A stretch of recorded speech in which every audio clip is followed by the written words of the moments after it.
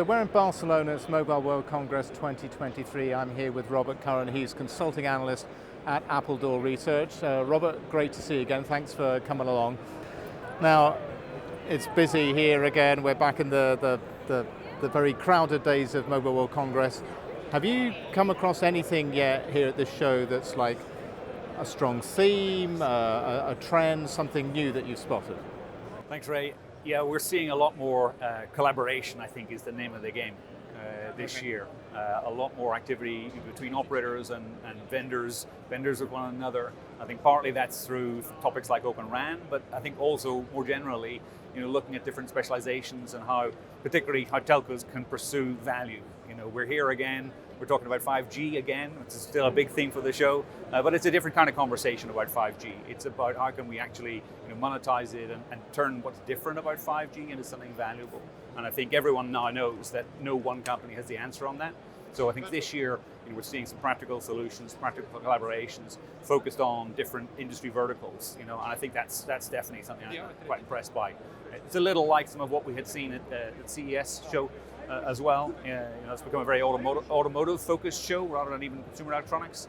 So here, I think again we're seeing a lot of that interest in verticals, whether it's mining, driving, healthcare. That's certainly a strong theme. Now, of course, one of the other things that's talked a lot about in the industry is the carbon footprint of telecom and the operators in particular. Are you seeing a lot here at the show already, or hearing a lot about energy efficiency and power consumption and how to get that down?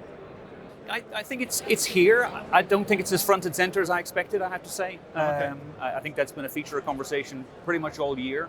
Certainly in our discussions with vendors, with operators, that peaked pretty early in the year for all the reasons we understand.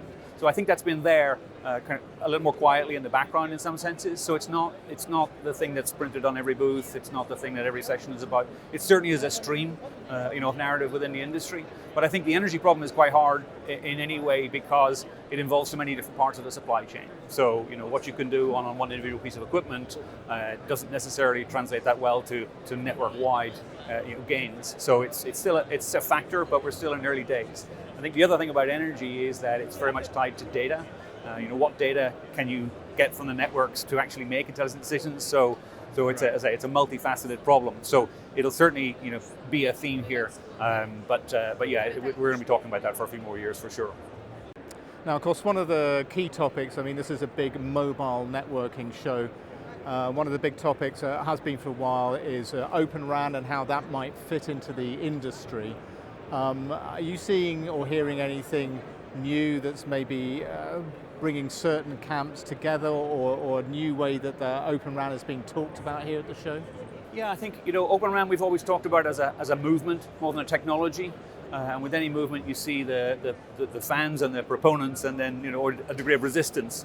I think to some extent we're seeing maybe a kind of catalyzing in the marketplace. I think between people who think that Openrun is just the same as a normal RAN, everything else outside the RAN stays the same. Right. It's just that Openrun is a variant of that. That's one camp. The other camp are the people who see Openrun as a really different way to do business. To be much more agile, have many different vendors, have a very diversified supply chain, in which the consequence of that decision means the need for an Openrun. So I think that's part of maybe what we're seeing now is people kind of settling into one camp or the other. The difference being that in the first camp, it's owned by a network decision maker. It's a CTO conversation in which the rest of the business doesn't need to worry about it. In the other hand, it's exactly the opposite. This is a CEO, COO, CFO decision. So some of what I think we're seeing here is the playing out of that. Who's actually in charge of Openrun in any given operator. And so some of the responses from vendors, from operators, I think gives a bit of a clue to that. So Openrun is already, I think, gotten past the point where people could consider ignoring it.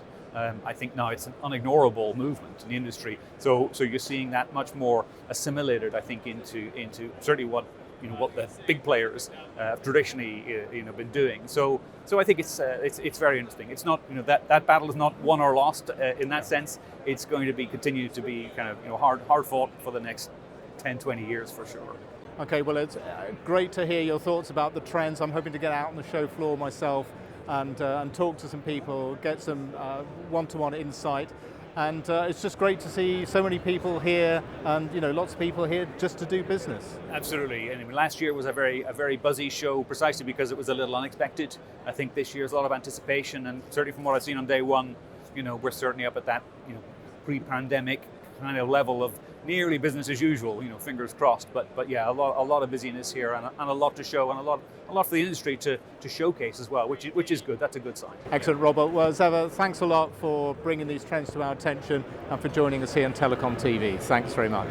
Thanks very much, Ray. Always a pleasure.